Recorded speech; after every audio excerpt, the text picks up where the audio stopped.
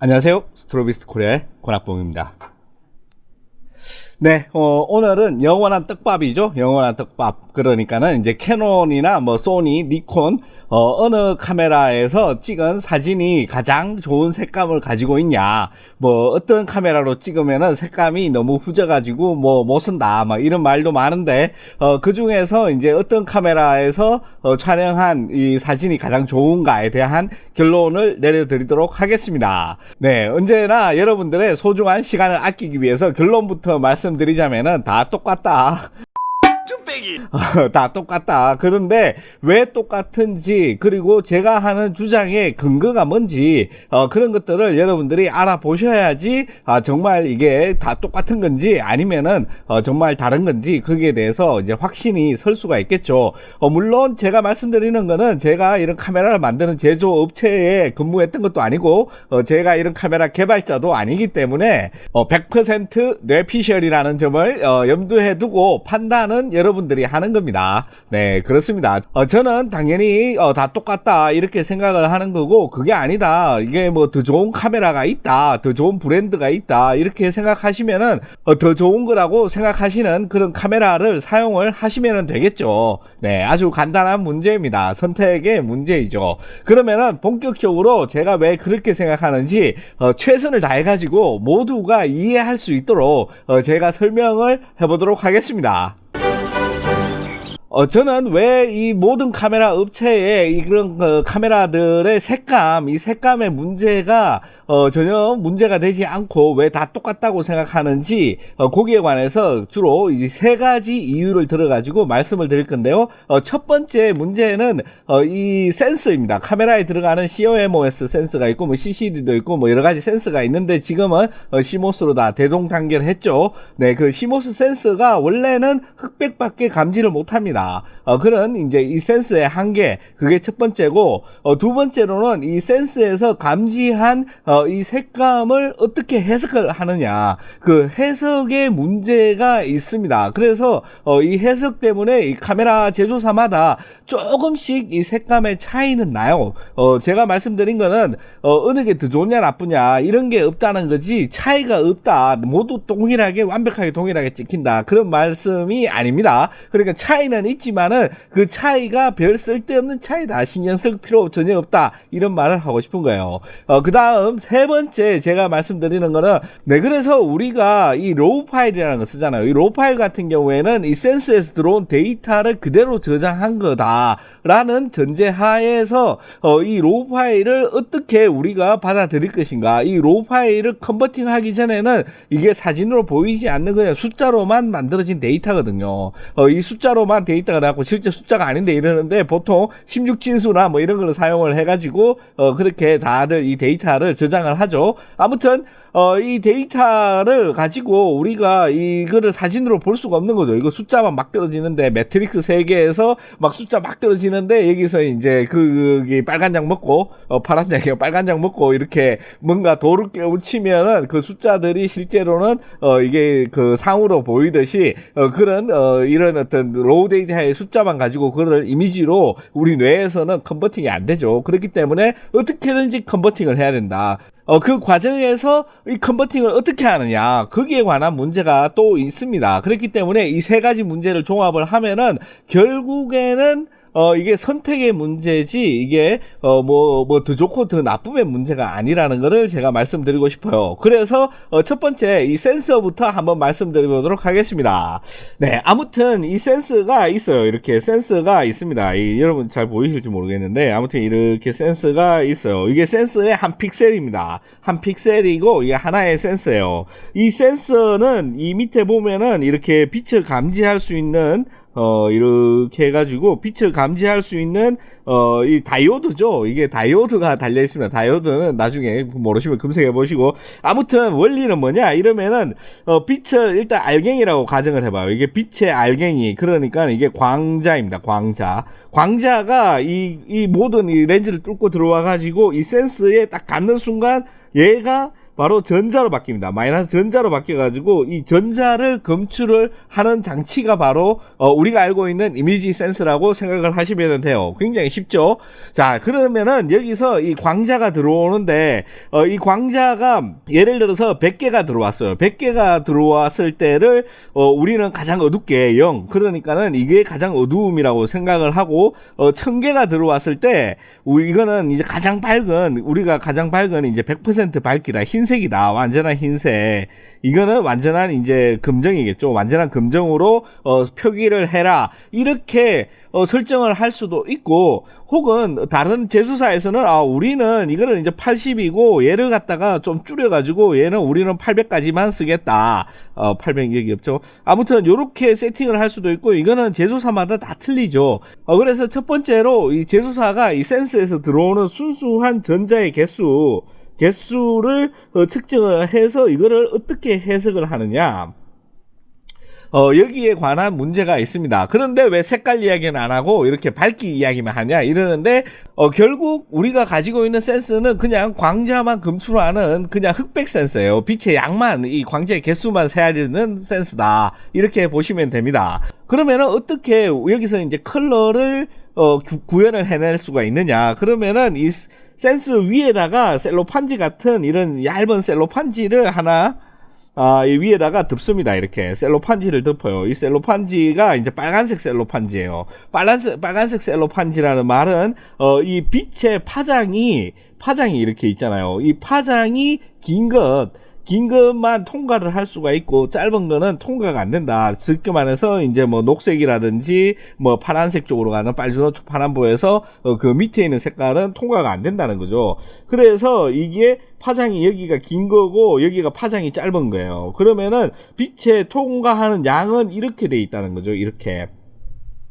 이렇게 돼 있기 때문에 이 긴 파장에 있는 빛이 많이 통과를 하고, 짧은 파장에 있는 빛은 얘를, 이 셀로판지를 통과를 못해. 그래가지고 만약에 파란색 그 빛의 그 파장을 가진 광자가 들어왔어요. 광자가 들어왔으면은 여기에서 통과를 못하고 반사가 되든지 흡수가 되든지 이렇게 되고, 이 빨간색 광자만이 이거를 결국 뚫고 들어가가지고 여기서 정상적인 전자로 바뀐다. 그래서 이 센스가 검출이 가능하다, 이런 말이죠. 쉽게 말해서 이런 센서가 그 세 가지 종류의 셀로판지를 쓴다고 보시면 됩니다.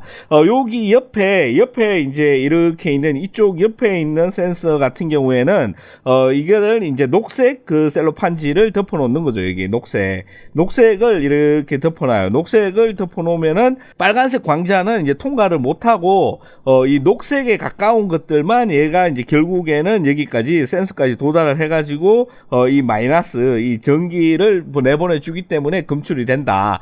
물론 이 옆에는 이렇게 파란색 셀로판지가 달린 센서도 옆에 있겠죠. 이렇게 옆에 이렇게 파란색만 통과할 수 있는 이런 식으로 이렇게 만들어 놓습니다. 그래서 결국 우리는 같은 센서, 그러니까는 같은 검출기를 사용을 하는데 위에다가 그냥 필터만 얹은 거예요. 필터만 얹었기 때문에 제조사마다 이 필터의 파장을 어떻게 결정을 할지, 이런 것들은 제조사마다 다 다르겠죠. 그래서 차이가 날 수가 있습니다. 그런데 우리가 알고 싶은 거는 이 픽셀 하나에 어떠한 이 RGB 데이터 값이 들어가 있는지, 그거를 알아야지 실제 우리가 그 사진에서 보는 색을 만들 수가 있죠. 여기에는 RGB가 다 들어가 있어요. 여기 있는 요 픽셀 같은 경우에는 레드 값은 정확하게 측정할 수 있죠. 왜냐하면 빨간색 셀로판지가 있기 때문에.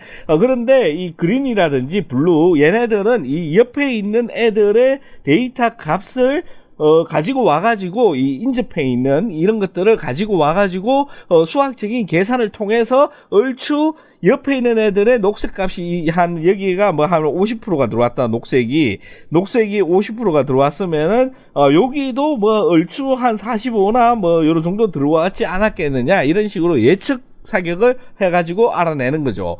이런 모든 과정이 100% 소프트웨어, 그러니까는 세팅에 따라서 달라진다. 그렇기 때문에 이 카메라 제조사마다 색감이 달라진다. 이런 얘기입니다. 여기서 이제 제가 앞서 말씀드린 첫 번째랑 두 번째 문제를 이야기를 했죠. 결국 이 로우 데이터라는 말은 아까 봤던 그 센서에 있는 RGB의 전자 개수를 실제로 측정한 것도 있고 계산한 것도 있고 하여튼 뭐 어떻게 하든지 간에 이 값들을 가지고 있는 거죠. 몇 개가 들어왔는지. 예를 들어서 우리는 0부터 255개를 측정을 하겠다. 이러면은 얘는 R은 100개 들어왔고 G는 뭐 50개 들어왔고 뭐 B는 150개가 들어왔다. 이런 식으로 이 픽셀 하나에 있는 것들을 계산을 해가지고 여기에다가 기록을 해 놓습니다. 이렇게 기록을 해 놓는 데이터가 실제 로우 데이터예요. 그런데 이 픽셀이 엄청나게 많잖아요. 이렇게 가로 세로로 이렇게 쭉 많이 있기 때문에 여기서 이 어마어마하게 많은 것들을 그냥 쭉 나열해 놓는 숫자의 덩어리입니다. 숫자의 덩어리. 이렇게 생각을 하시면 돼요. 이 로우 데이터라는 거는. 그렇기 때문에 이 로우 데이터를 그냥 우리가 이 눈으로 우리가 가지고 있는 눈으로 이걸 쳐다보면은 아무것도 이미지가 떠오르지가 않아요. 그렇기 때문에 우리는 어떻게 해서든지 이 로우 데이터를 우리가 색깔, 그러니까는 이 RGB를 색으로 변환해가지고 사용을 해야지 된다. 그게 바로 어떻게든지 이 로우 데이터를 보기 위한 방법이죠. 그래서 아무튼 이 로우 데이터가 이렇게 들어왔으면은 이 로우 데이터의 이 색을 어떤 색으로 정의를 할 건지 이 문제 역시 카메라 제조사들이 그냥 다 가지고 있는 그 알고리즘 중에 하나예요. 그러니까 세팅 값을 이렇게 만들어 놨어. 이 값이 딱 오면은 이 RGB 값에서 데이터에서 뭐 대략 뭐 이런 색으로 표기를 해라. 이런 색으로 표기를 해라. 이렇게 약속을 다 대놓은 거죠. 그래서 이 모든 거의 대부분의 이 RGB 값들을 1대1로 거의 대응을 시켜가지고 이 값이 왔을 때는 이 색으로 표기를 하고 이 색이 만약에 바다색이다 이러면은 여기서 뭐 151이 됐을 때는 이거를 갖다가 바다색 플러스 1 이런 식으로 표시를 한다든지 이래가지고 1대1로 이 색을 전부 다 매칭을 다 해놨어요. 우리가 실제로 어떻게 표현을 할 건지 이런 테이블이 있죠. 이렇게 해가지고 이렇게 쭉 있는 거예요. 이게 R값, G값, B값 해가지고 쫙 있어서 이 로우 데이터가 들어왔을 때 이 한 픽셀의 색을 어떻게 우리가 실제 바라보는 색으로 표현할지를 일일이 다 적어 놓은 테이블이 쭉 있습니다. 이걸 갖다가 이제 LUT라고 하죠. 그래서 이 LUT를 조작을 하면은 우리가 이 개조에 손실이 없이 색을 바꿀 수 있는 것처럼 이런 테이블이 카메라 안에 다 들어가 있어요. 이게 다 약속이 다 돼 있고 그런 제조사들이 자기네들 이제 개발 노하우를 가지고 전부 다 이렇게 만들어 놓고 있습니다.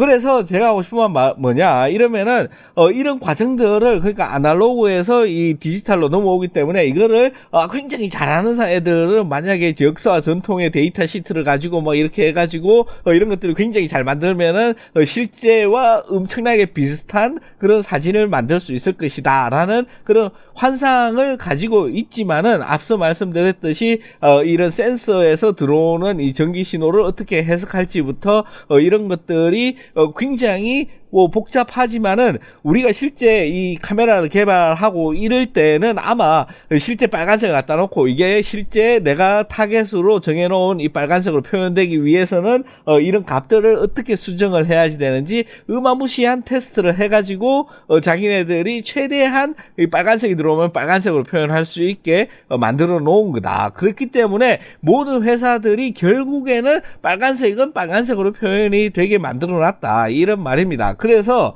결국 이런 모든 과정을 거쳐가지고 컨버팅 되어서 우리가 사진이란 이미지로 바라보는 것들은 이 RGB의 데이터 값들이다. 이 데이터 값들이기 때문에 이 말은 무슨 말이냐 이러면은 데이터 값이 무슨 말이냐 이러면은 우리는 이 픽셀 하나하나의 모든 색상을 조정을 할 수가 있다는 말이에요. 그런 조정을 하나하나 일일이 노가다로 뭐 6천만 화소면은 6천만 개를 막 일일이 한 개씩 하려면 힘들잖아요. 그렇기 때문에 때문에 굉장히 다양한 소프트웨어들을 이용을 해가지고 손쉽게 이런 것들을 변환을 하는 것들을 가지고 우리는 후반 작업이다. 그런 툴이 뭐가 있냐 이러면은 뭐 라이트룸이라든지 뭐 캡처원이라든지 뭐 어피니티라든지 뭐 루미나라든지 어마어마하게 많이 있죠. 이런 어떤 포토샵이나 이런 것들을 이용을 해가지고 여러분들이 원하는 어떠한 색깔이라도 이 로우 데이터만 있다면은 이미지의 손상을 최소한으로 해가지고 모두 만들 수가 있다. 그리고 모든 제조사는 아까 말씀드렸듯이 동일한 타겟과 동일한 어떤 현실의 재현이라는 어떤 그런 공동의 목표를 가지고 있기 때문에 그렇게 빨간색을 뭐 파란색으로 표현한다든지 이런 어마무시한 이런 것들을 만들지 않는다. 그렇기 때문에 거의 미세한 차이밖에 없다. 그렇게 생각을 합니다. 저는 그렇게 생각을 해요. 그렇기 때문에 저는 어떤 카메라를 가지고 와도 내가 원하는 그런, 초음빨 날리는 색깔로 다 만들어서 쓸 수가 있다. 그래서 그 카메라 브랜드의 색상 같은 경우에는 저는 고려 대상조차 들어가지가 않습니다.